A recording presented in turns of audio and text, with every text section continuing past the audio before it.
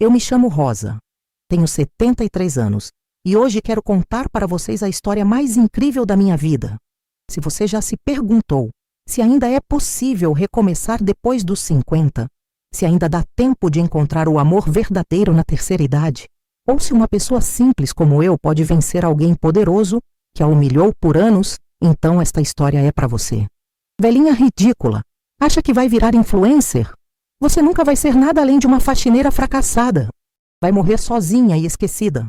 Essas palavras ainda ecoam na minha mente como facadas no coração.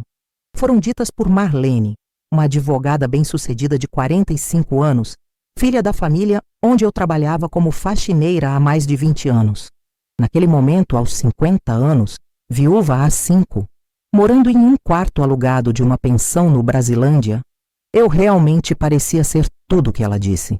Mas Marlene não sabia o que estava por vir. Ela não imaginava que a faxineira fracassada guardava segredos que poderiam destruir sua carreira. E muito menos que 23 anos depois eu estaria aqui, em meu próprio apartamento quitado, casada com o homem mais maravilhoso do mundo, contando como transformei minha vida completamente.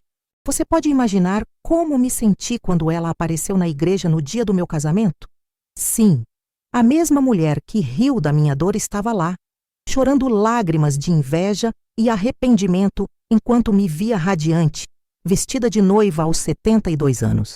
Se você quer saber como uma faxineira humilde conseguiu dar a volta por cima e ainda se vingar de quem a machucou, fique comigo nesta jornada que vai partir e reconstruir seu coração. Minha história começou muito antes daquele dia terrível. Nasci em 1951, filha de pai pedreiro e mãe lavadeira, no interior de Minas Gerais.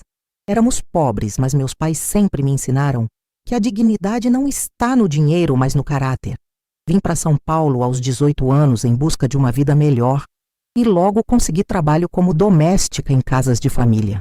Aos 22 anos, conheci meu Antônio, um homem simples que trabalhava como porteiro em um prédio de Perdizes. Nos casamos em uma cerimônia singela na igreja do bairro e ele foi o amor da minha vida por 23 anos. Nunca pudemos ter filhos. Problema meu, disseram os médicos. Mas éramos felizes do nosso jeito. Antônio me tratava como uma rainha, mesmo morando em um pequeno apartamento alugado e vivendo com nossos salários modestos. Quando Antônio morreu em 2006, de um infarto fulminante aos 48 anos, meu mundo desabou. Não tínhamos economias, não tínhamos bens. E eu me vi sozinha aos 45 anos, sem casa própria, e com apenas meu trabalho como faxineira para me sustentar. Foi então que consegui o emprego na casa da família Almeida, em Perdizes, onde trabalhei por mais de 20 anos. A família Almeida era composta por Dr. Paulo, um médico aposentado de 70 anos, Dona Conceição, sua esposa de 68 e os 3 filhos já adultos, Marcos, de 50 anos, contador, Sandra, de 48, professora, e Marlene, a caçula de 45, advogada criminalista de sucesso. Era uma família de classe média alta, com uma casa grande e bem localizada, cheia de móveis caros e obras de arte. No início, o relacionamento com a família era cordial. Dr. Paulo e Dona Conceição me tratavam com respeito. Sandra era indiferente e Marcos até me cumprimentava quando nos encontrávamos. Mas Marlene sempre foi diferente. Desde o primeiro dia, ela me olhava com desprezo, como se minha presença sujasse sua casa. Rosa, não toque nos meus documentos, ela dizia em tom ríspido quando eu limpava seu escritório. E cuidado com meus livros, são caros, você não ia conseguir pagar nenhum se quebrasse. Eu engolia o orgulho e continuava meu trabalho em silêncio. Precisava daquele emprego, ganhava R$ 1.400 por mês, o suficiente para pagar o aluguel do meu quarto na pensão e me manter com o básico. Com o passar dos anos, o comportamento de Marlene comigo foi piorando. Ela havia se casado aos 32 anos com um empresário, mas o casamento durou apenas 3 anos. Desde o divórcio, em 2009, ela ficou cada vez mais amarga e agressiva. Era como se projetasse todas suas frustrações em mim, a funcionária que ela considerava inferior. Pelo menos eu tenho formação superior, Rosa. ela dizia quando chegava em casa estressada. Pelo menos eu construí alguma coisa na vida. Não como certas pessoas que nunca vão sair da sarjeta. Essas palavras me cortavam como navalhas. Mas eu me consolava pensando no meu Antônio, que sempre me dizia que eu valia mais que todos os diplomas do mundo. O que Marlene não sabia é que ao longo de 2 décadas trabalhando em casas de família abastadas, eu havia desenvolvido uma habilidade especial: observar e memorizar. Quando você limpa a casa de alguém, você inevitavelmente ouve conversas, vê documentos, presencia discussões. Eu sempre fui discreta, nunca comentei nada com ninguém, mas minha memória guardava tudo como um arquivo silencioso. Lembro-me de quando Marlene recebia clientes em casa para discutir casos importantes. Ela achava que eu era apenas um móvel da casa, alguém invisível que passava despercebido. Por isso falava abertamente sobre estratégias questionáveis, sobre como manipular provas, sobre subornos de testemunhas. Eu ouvia tudo enquanto limpava, fingindo estar concentrada no trabalho. Durante todos esses anos, suportei humilhações diárias. Marlene criticava minha roupa simples, meu jeito de falar, minha aparência. Rosa, você precisa se cuidar mais, está parecendo uma mendiga, ela dizia rindo. Será que não dá para comprar pelo menos uma roupa decente? Que vergonha quando minhas amigas vêm aqui e veem você assim. Eu voltava para meu pequeno quarto na pensão com o coração partido, mas sempre me lembrava das palavras do meu Antônio. Rosinha, a dignidade ninguém tira da gente. Pode ser que não tenhamos muito dinheiro, mas temos amor e respeito. Isso vale mais que qualquer riqueza. Essas lembranças me davam força para continuar. Os outros moradores da pensão onde eu vivia também eram pessoas simples. Dona Neuza, uma senhora de 60 anos que trabalhava como vendedora de roupas íntimas. Seu Jorge, aposentado que fazia pequenos concertos. Maria, uma moça de 30 anos que limpava escritórios à noite. Éramos uma família improvisada, nos apoiávamos uns nos outros, dividíamos refeições e dividíamos sonhos. À noite, deitada em minha cama estreita, eu sonhava com uma vida diferente. Sonhava em ter minha própria casa, em não depender da boa vontade de ninguém, em poder responder às humilhações de Marlene. Mas durante o dia, a realidade me trazia de volta. Eu era uma faxineira de 50 anos, sem estudo, sem dinheiro, sem perspectivas. Ou pelo menos era isso que eu achava. Tudo começou a mudar quando completei 50 anos, em 2011. Até então, eu aceitava as humilhações de Marlene como parte inevitável da minha vida. Mas naquele ano específico, algumas coisas começaram a me incomodar de forma diferente. Primeiro, foi quando Marlene descobriu que eu havia comprado um celular simples. Meu primeiro aparelho, que custou apenas R$ 80. Olha só, a Rosa agora tem telefone, ela disse para uma amiga advogada que havia vindo visitá-la. Próximo passo é ela querer ter Facebook. Imagina que ridículo, faxineira na internet. As duas riram como se fosse a piada mais engraçada do mundo. Naquele momento, sentindo meu rosto queimar de vergonha na frente de uma estranha, algo dentro de mim se mexeu. Era como se uma voz pequena, mas firme sussurrasse. Por que não posso ter um celular? Por que não posso aprender coisas novas? Pela primeira vez, questionei internamente se Marlene tinha mesmo o direito de me tratar daquela forma. O segundo sinal veio algumas semanas depois. Eu estava limpando a sala, quando ouvi Marlene gritando ao telefone com um cliente. Escuta bem, se você não fizer exatamente o que eu estou mandando, você vai se ferrar. Eu não quero saber se é ético ou não. Eu quero ganhar esse caso. O tom agressivo dela me chocou. Durante todos esses anos, eu a via como alguém superior, mais educada. Mas ali estava ela falando como qualquer marginal. O terceiro sinal foi decisivo. Eu estava no ônibus voltando para casa, quando uma senhora de uns 60 anos sentou ao meu lado. Ela carregava livros e parecia animada. Puxamos conversa e descobri que ela estava fazendo aulas de informática em um centro comunitário perto do Brasilândia. Rosa, minha querida, ela disse com os olhos brilhando, nunca é tarde para aprender. Eu, aos 60 anos, estou descobrindo um mundo novo no computador.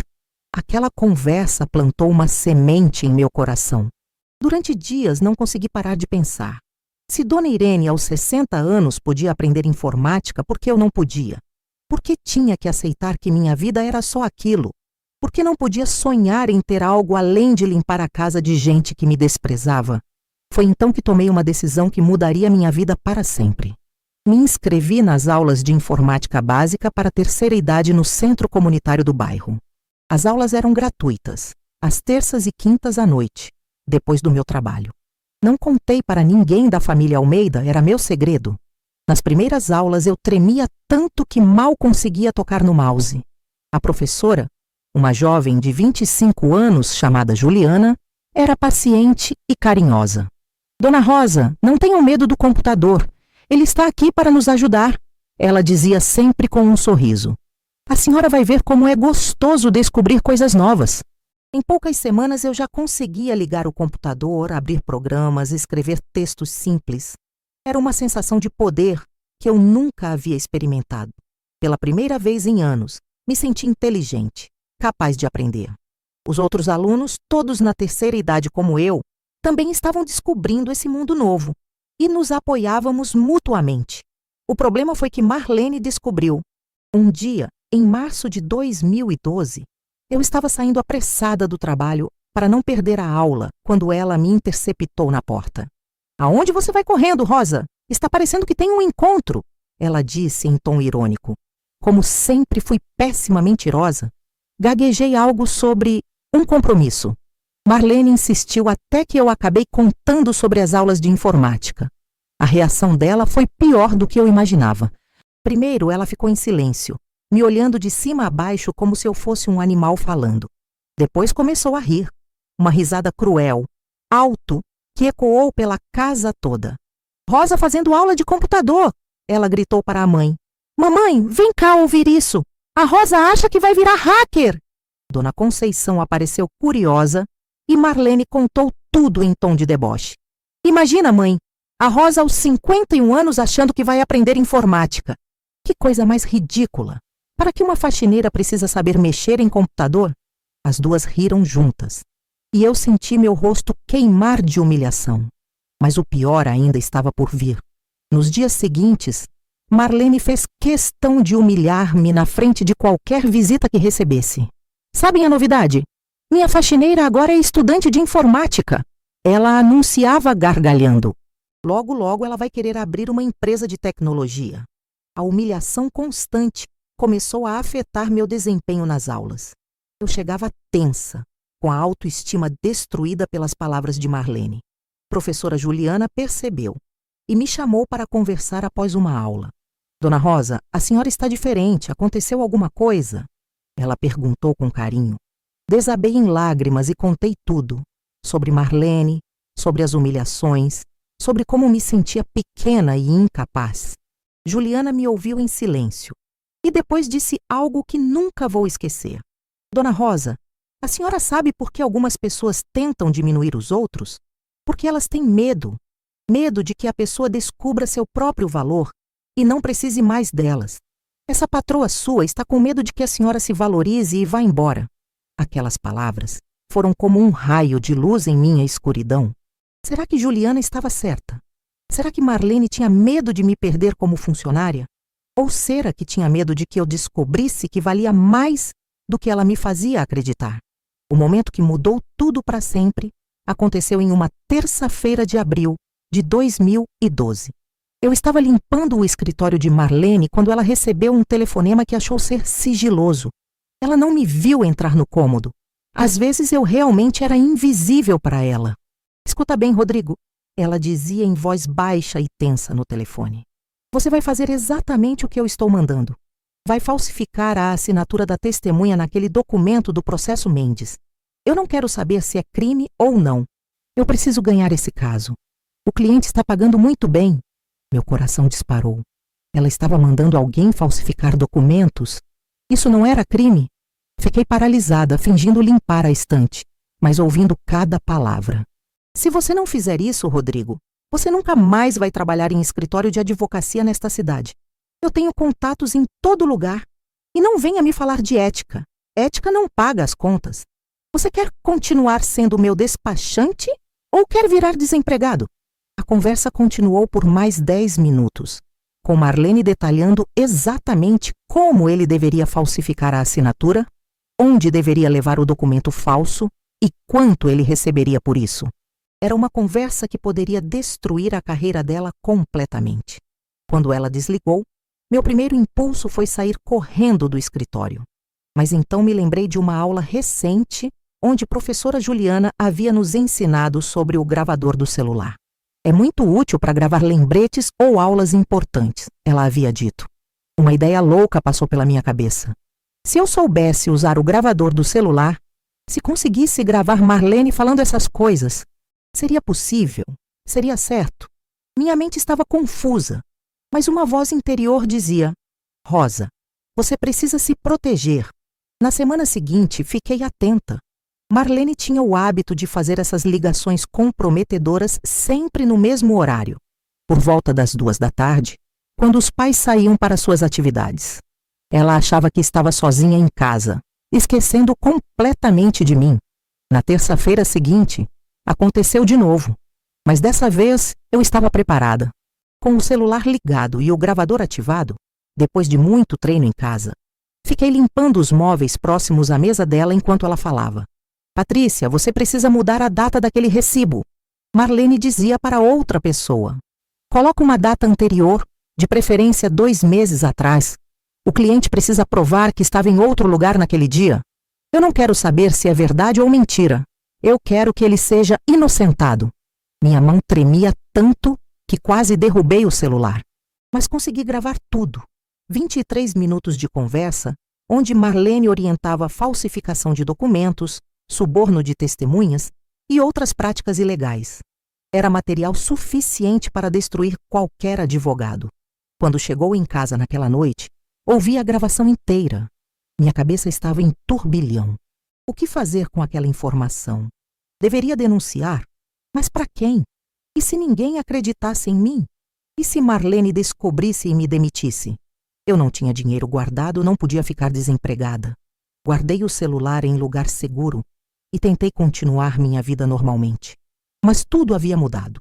Agora eu sabia que Marlene não era apenas uma pessoa mal-educada. Ela era uma criminosa. E de alguma forma, essa descoberta me fez sentir menos inferior. Se ela era capaz de cometer crimes, quem era ela para me julgar? Depois de descobrir os crimes de Marlene, passei semanas em conflito interno. Sabia que tinha em mãos informações que poderiam destruir sua carreira, mas não sabia como agir. Era uma faxineira de 51 anos contra uma advogada bem-sucedida e bem relacionada. Quem acreditaria em mim? Foi durante uma aula de informática que a resposta veio. Professora Juliana estava explicando sobre pesquisas na internet quando mencionou algo sobre o Conselho de Ética da OAB, Ordem dos Advogados do Brasil. É o órgão que fiscaliza a conduta dos advogados, ela explicou. Qualquer pessoa pode fazer uma denúncia, lá se souber de algum advogado agindo de forma incorreta. Meu coração acelerou. Existia um órgão específico para denunciar advogados desonestos? E qualquer pessoa podia fazer uma denúncia? Aquela informação ficou martelando em minha cabeça durante dias. O gatilho final veio em maio de 2012. Marlene havia chegado em casa de mau humor porque havia perdido um caso importante. Como sempre, descontou sua frustração em mim. Rosa, você está cada vez mais lerda, ela disse enquanto eu limpava a sala. Será que é a idade? Ou essa palhaçada de ficar estudando computador que está deixando você mais burra ainda? Respirei fundo e continuei limpando. Mas ela não parou. Sabe qual é seu problema, Rosa? Você não aceita seu lugar na vida. Nasceu para ser faxineira e vai morrer sendo faxineira. Essa história de querer estudar é ridícula. Você nunca vai ser nada além do que é hoje. Foi a gota d'água. Naquele momento, decidi que era hora de agir. Não podia mais aceitar ser tratada como lixo por uma criminosa. Tinha 51 anos, mas ainda podia mudar minha vida. E o primeiro passo seria mostrar para Marlene que ela havia escolhido a pessoa errada para humilhar. Naquela mesma noite, liguei para Dona Irene, a senhora que havia me falado sobre as aulas de informática. Ela havia se tornado uma amiga e confiava nela. Contei tudo, sobre as gravações, sobre os crimes de Marlene, sobre meu desejo de denunciar, mas medo das consequências. Minha filha, Dona Irene disse com carinho, você está com a razão na mão. Essa mulher não pode continuar fazendo essas coisas erradas. E se você não fizer nada, vai carregar esse peso na consciência para sempre. Ela fez uma pausa e continuou. Meu filho caçula é advogado. Trabalha na Defensoria Pública. Posso marcar uma conversa com ele se você quiser. Ele vai saber o que fazer. Alguns dias depois conheci Dr. Ricardo, filho de Dona Irene. Era um jovem de 32 anos, sério, mas gentil, que me ouviu com atenção e respeito.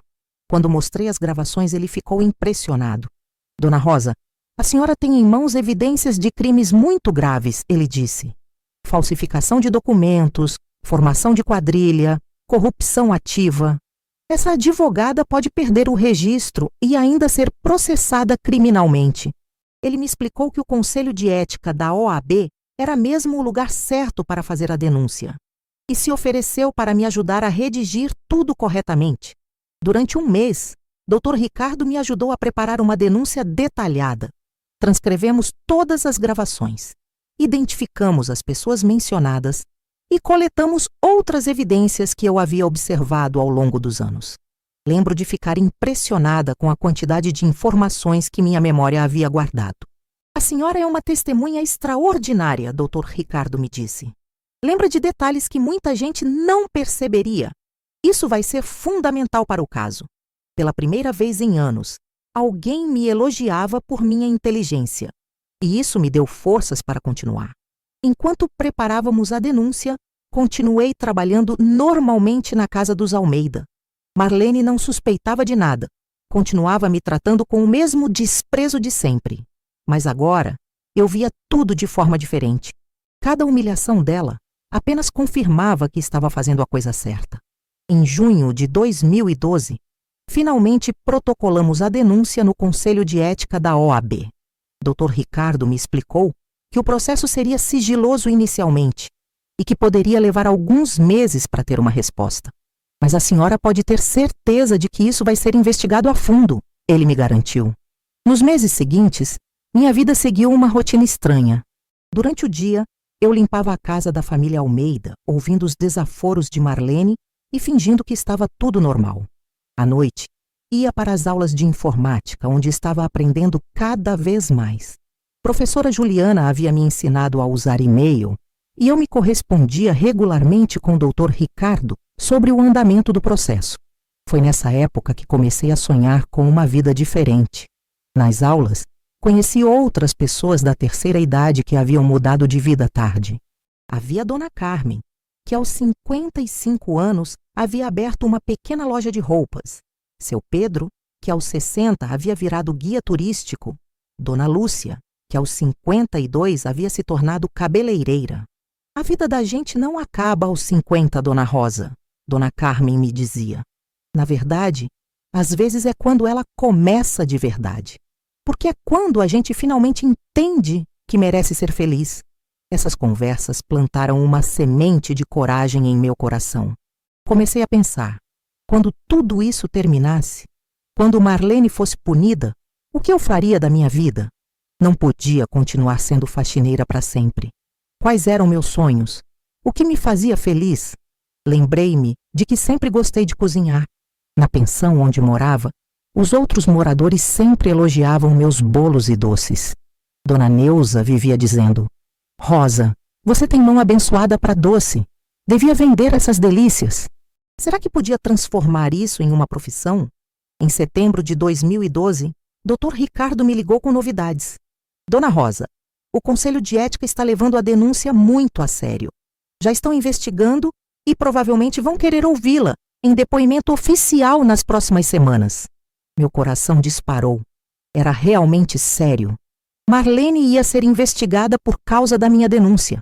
Uma mistura de medo e satisfação tomou conta de mim. Medo porque não sabia como ela reagiria quando descobrisse. Satisfação porque, finalmente, alguém ia pagar por me tratar como lixo durante todos esses anos. O depoimento foi marcado para outubro. Dr. Ricardo me preparou, explicando como funcionaria, que tipo de perguntas fariam, como eu deveria responder. A senhora só precisa falar a verdade, Dona Rosa. A verdade é sempre a melhor defesa. Faltavam 2 semanas para o depoimento quando Marlene fez algo que quase me fez desistir de tudo. Era uma quinta-feira. Eu estava limpando a cozinha quando ela chegou do trabalho particularmente irritada. Havia perdido outro caso importante e, como sempre, descontou em mim. Rosa, você está cada vez mais inútil, ela gritou. Olha como deixou essa cozinha. Está parecendo que nem sabe mais limpar. Será que essas palhaçadas de aula de computador não estão deixando você mais burra ainda? Tentei explicar que a cozinha estava limpa, mas ela me interrompeu. Não me venha com desculpa. Você é uma faxineira vagabunda que acha que pode virar gente. Acorda, Rosa. Você nasceu para servir, e é isso que vai fazer até morrer. Para de sonhar com bobagem e aceita a tua realidade. Por um momento, as palavras dela quase me convenceram. Talvez ela estivesse certa. Talvez eu fosse mesmo uma sonhadora ridícula. Talvez devesse esquecer tudo e continuar minha vida de sempre. Mas então me lembrei das gravações, dos crimes que ela cometera, de toda a prepotência com que me tratava. E uma voz firme dentro de mim disse: Rosa, você não nasceu para servir criminosos. Você nasceu para ser respeitada.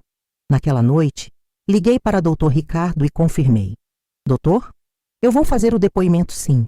Essa mulher precisa pagar pelo que fez. E eu não vou deixar ela me intimidar mais. 2 semanas depois, estava sentada em uma sala formal do Conselho de Ética da OAB, prestando depoimento sobre os crimes de Marlene.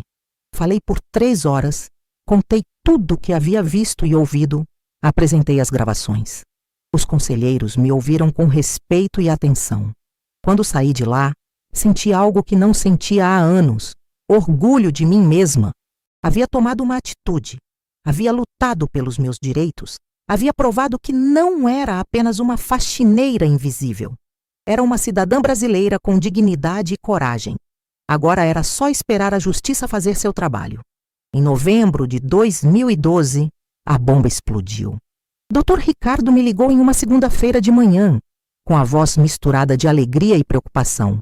Dona Rosa, o Conselho de Ética aceitou a denúncia e vai abrir processo disciplinar contra Marlene. Mas tem mais.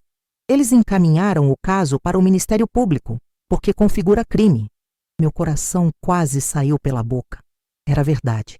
Ia acontecer mesmo. Marlene ia ser investigada, processada, punida. Mas o que isso significava para mim?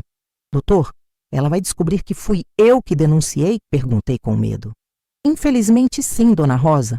No processo seu nome vai aparecer como denunciante. É inevitável. A senhora está preparada para isso? Preparada? Como alguém se prepara para enfrentar a fúria de uma pessoa poderosa que descobriu que foi traída pela própria funcionária? Mas não tinha mais volta. Havia chegado longe demais para desistir agora. Estou preparada, doutor. Respondi com mais firmeza do que realmente sentia. A notificação chegou para Marlene numa quarta-feira de dezembro. Eu estava na casa dela limpando quando o oficial de justiça tocou a campainha. Vi pela janela o homem de terno entregando um envelope oficial para ela. Marlene abriu ainda na porta e, pelo rosto dela, percebi o momento exato em que entendeu do que se tratava. Ela entrou em casa como um furacão, gritando: Mamãe, papai, onde vocês estão? Alguém me denunciou no Conselho de Ética! Alguém me traiu! A voz dela estava desesperada, irreconhecível. Dr. Paulo e Dona Conceição apareceram correndo, perguntando o que havia acontecido. Marlene estava lendo o documento em voz alta, e eu podia ouvir tudo da cozinha onde fingia lavar louça. Processo disciplinar por conduta incompatível com a dignidade da advocacia. Falsificação de documentos, suborno de testemunhas. A voz dela foi ficando cada vez mais aguda. Quem foi? Quem teve acesso a essas informações? Foi então que ela gritou meu nome. Rosa, Rosa, vem aqui agora! Minhas pernas tremeram, mas fui. Ela estava no meio da sala, com o papel na mão e os olhos vermelhos de raiva. Os pais dela olhavam sem entender nada. Rosa, ela disse em voz baixa e perigosa. Você ouviu alguma conversa minha ao telefone? Você viu algum documento importante? Olhei nos olhos dela e pela primeira vez em 20 anos não baixei a cabeça. Sim, respondi simplesmente. O silêncio que se seguiu foi ensurdecedor. Marlene me encarou como se não acreditasse no que havia ouvido. Como é que é? Ela perguntou. Eu disse que sim. Eu ouvi suas conversas. Eu vi suas práticas ilegais. E eu denunciei você para o Conselho de Ética da OAB. Marlene ficou pálida, depois vermelha, depois pálida de novo. Era como se estivesse passando mal. Você me denunciou? Você, Rosa? Uma faxineira inútil me denunciou? Faxineira, sim. Inútil, não. Respondi com firmeza que nem eu sabia que tinha. E cidadã brasileira que não aceita ver crimes sendo cometidos na sua frente. Foi quando ela explodiu. Sua vagabunda! Sua traidora! Eu te dei trabalho por 20 anos e você me apunhala pelas costas! Ela avançou em minha direção, mas Dr. Paulo assegurou. Como você teve coragem? Como? Ela gritava. Você não passa de uma empregada ignorante. Quem você pensa que é para me julgar? Eu sou alguém que aprendeu a se valorizar. Respondi, surpreendendo a mim mesma com a calma na minha voz. Alguém que descobriu que não precisa aceitar humilhação de criminoso. A palavra criminoso a enlouqueceu completamente.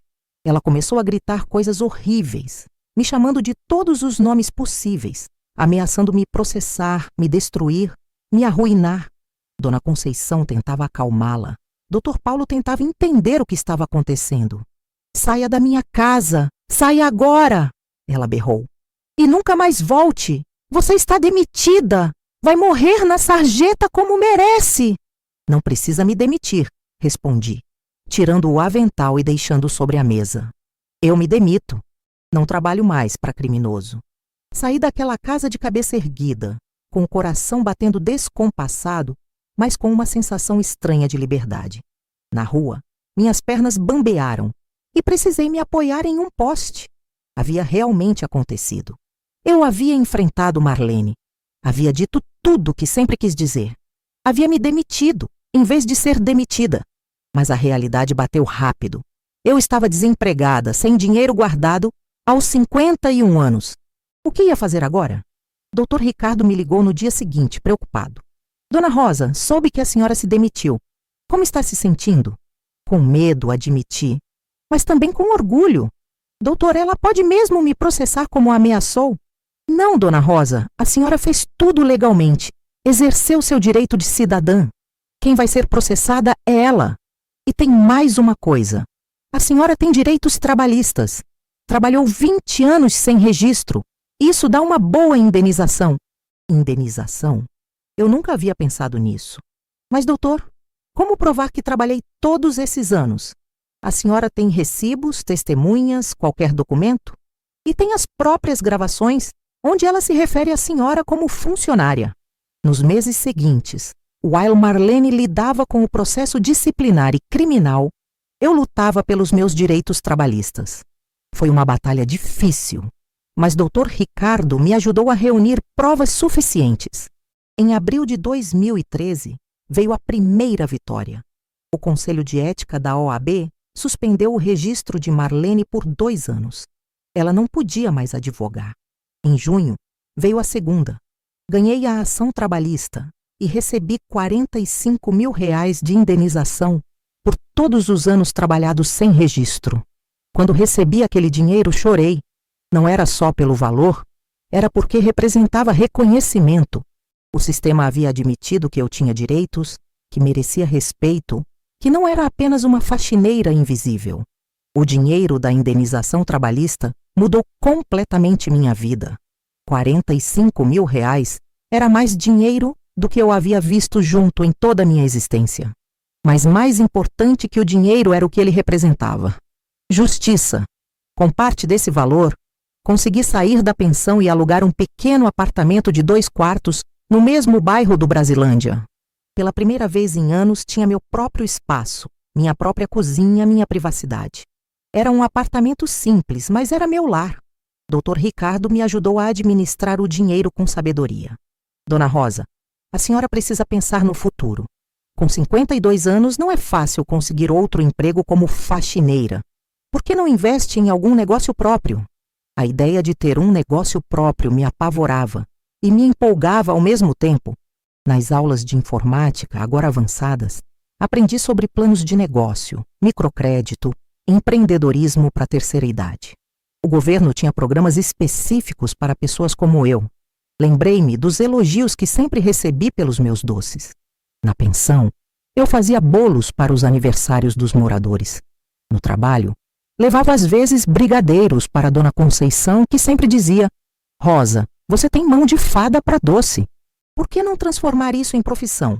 Com 15 mil reais da indenização, consegui o financiamento de um pequeno ponto comercial, uma confeitaria de 20 metros quadrados em uma rua movimentada do Brasilândia.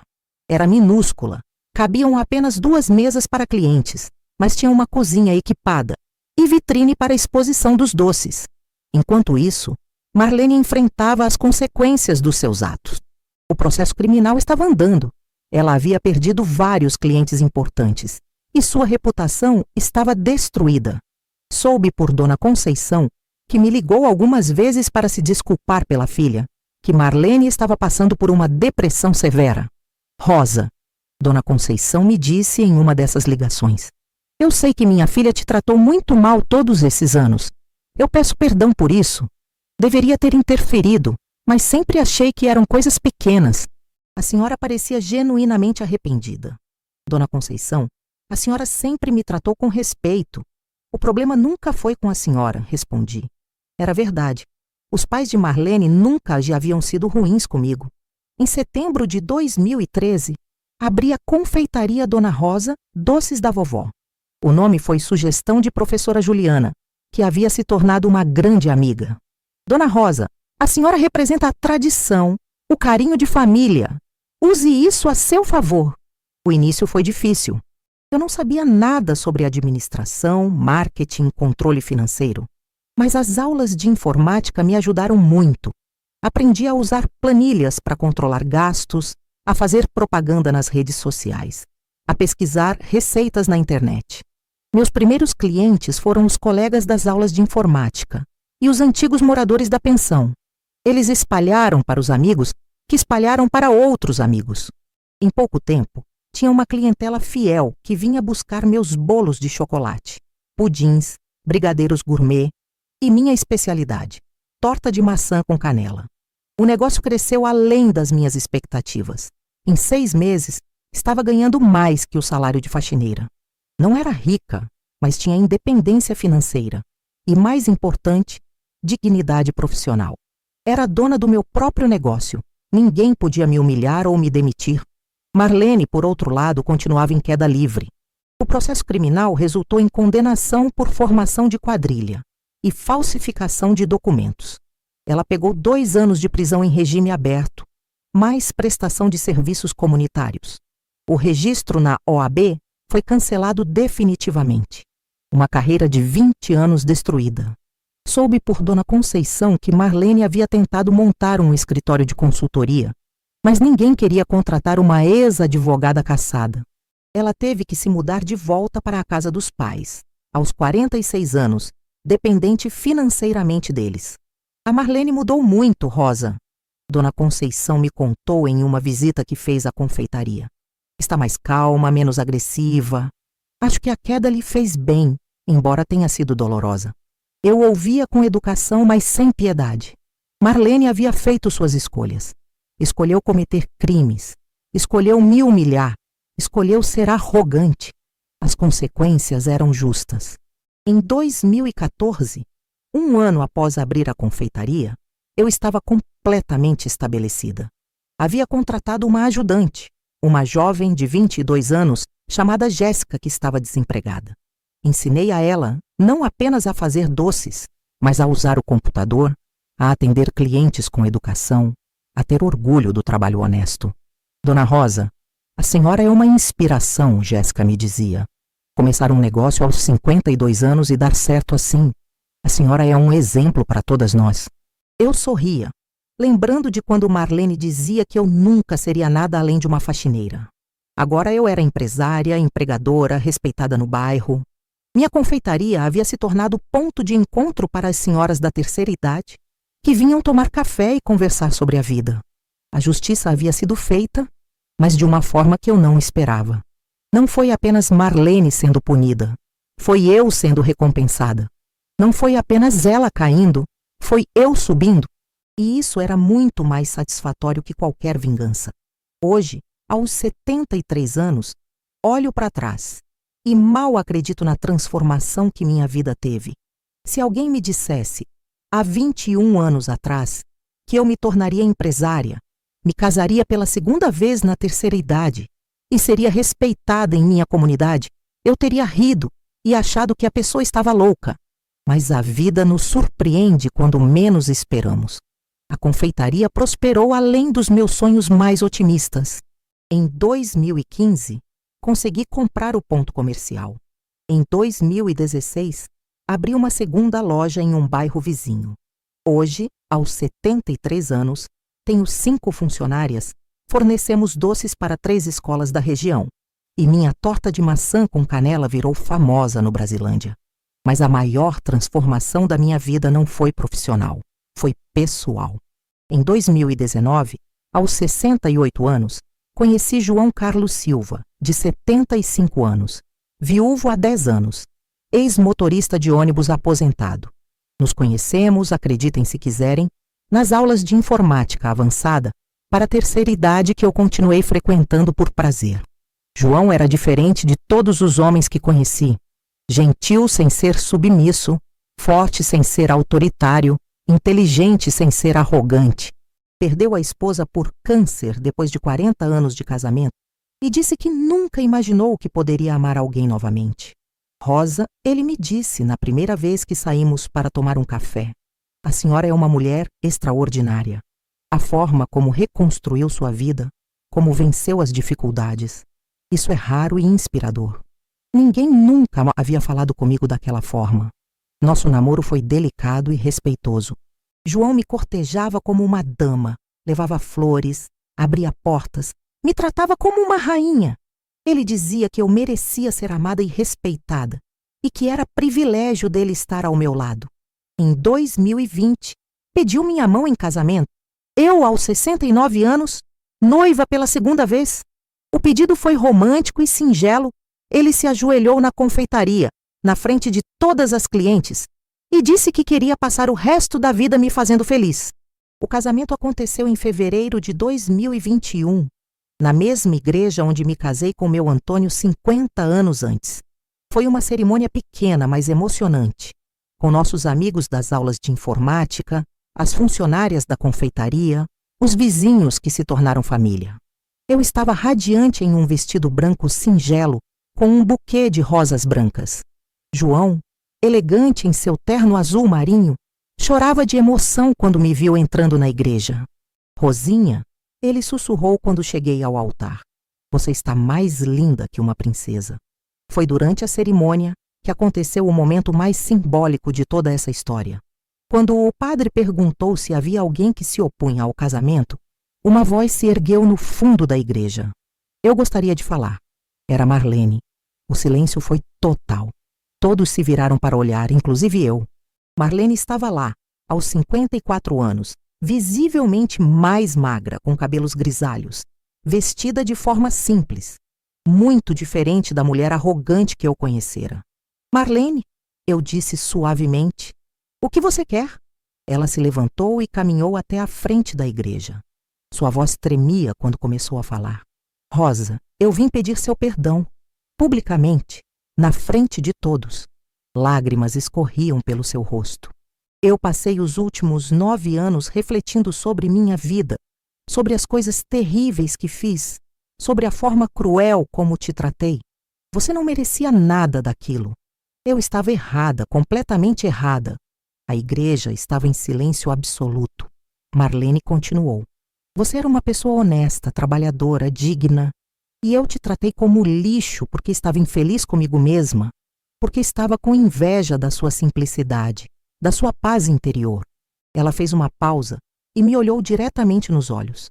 Hoje, vendo você aqui, linda, amada, realizada, eu entendo que a verdadeira riqueza não está no dinheiro ou no status. Está no amor, no respeito, na dignidade. Coisas que você sempre teve e que eu perdi por arrogância. Lágrimas escorriam também pelos meus olhos. Rosa, ela concluiu. Eu espero que você seja muito feliz. Você merece toda a felicidade do mundo. E eu sinto muito, muito mesmo. Eu me aproximei dela e, para surpresa de todos, a abracei. Marlene, eu te perdoo. E obrigada por vir aqui dizer isso. Isso significa muito para mim. Ela sorriu através das lágrimas. Posso assistir seu casamento? Prometo que não vou atrapalhar. Só quero ver você feliz. Pode ficar, respondi. Todos merecem uma segunda chance. O casamento prosseguiu em clima emocionante. Quando o padre nos declarou marido e mulher, a igreja explodiu em aplausos. João me beijou delicadamente e sussurrou: agora somos uma família, meu amor. Durante a festa simples, mas alegre no salão da igreja, Marlene se aproximou de mim novamente. Rosa, posso te fazer uma pergunta? Como você conseguiu perdoar? Como conseguiu seguir em frente sem amargura? Pensei um momento antes de responder. Marlene, eu aprendi que carregar raiva é como carregar veneno esperando que o outro morra. Eu escolhi ser feliz em vez de ser rancorosa. Escolhi construir minha vida em vez de destruir a sua. Ela assentiu pensativa. Você é uma mulher sábia, Rosa. Eu demorei muito para entender isso.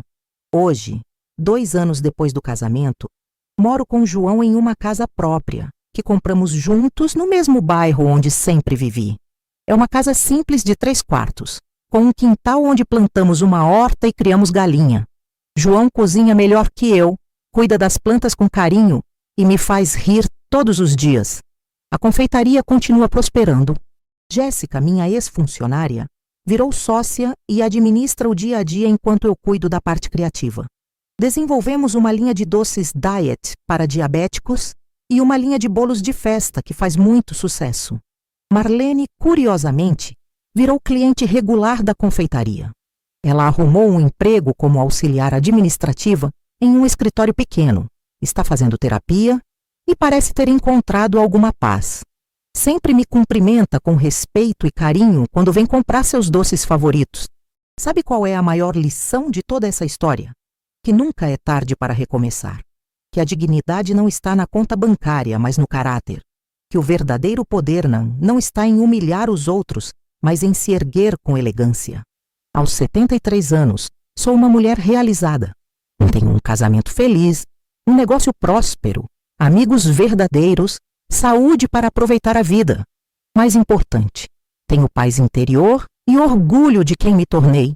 Se você está passando por um momento difícil, se alguém está te fazendo sentir pequeno, se acha que já passou da hora de sonhar, lembre-se da minha história. Lembre-se de que a vida pode mudar completamente quando você decide que merece coisa melhor.